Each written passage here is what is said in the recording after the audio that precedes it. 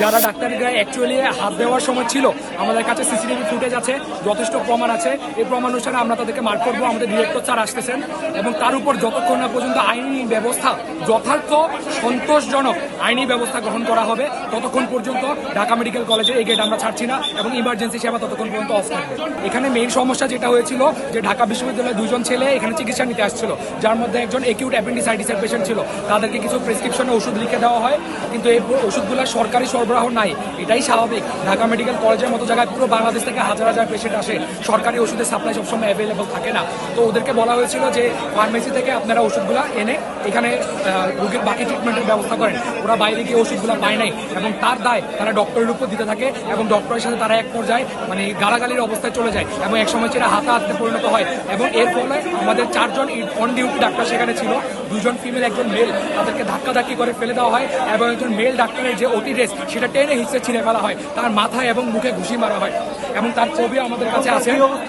এখন ডাক্তার ভালো আছেন আলহামদুলিল্লাহ, কিন্তু আমরা বলতে চাচ্ছি যে একটা ওটি ড্রেস, একটা অ্যাপ্রন একজন ডাক্তারের এই অবস্থানটা অর্জন করতে আমাদের 10-12 বছর কষ্ট করা লাগে। এই পবিত্র এই যে অ্যাপ্রনটা ধরে তারা টেনে এসে ছিঁড়ে ফেললো, তাদেরকে সেই অধিকার কে দিয়েছে? ডাক্তারের গায়ে হাত তোলার অধিকার তাদেরকে কে দিয়েছে?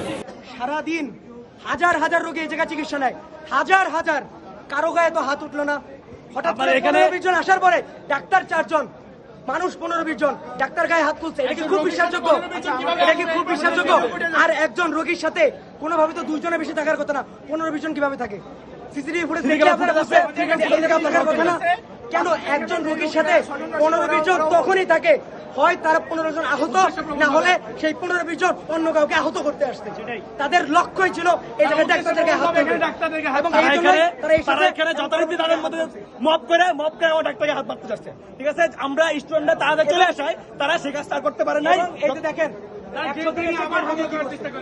আপনারা কারা সন্ত্রাসী এবং কারা আসলে ঢাকা মেডিকেল কলেজকে শান্তিপূর্ণভাবে কাজ চালাতে দিতে চায় না।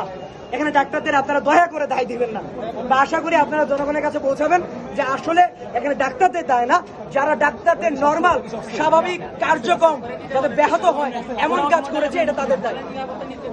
খবরের কাগজ, নিখাত, নির্ভীক, নিরপেক্ষ।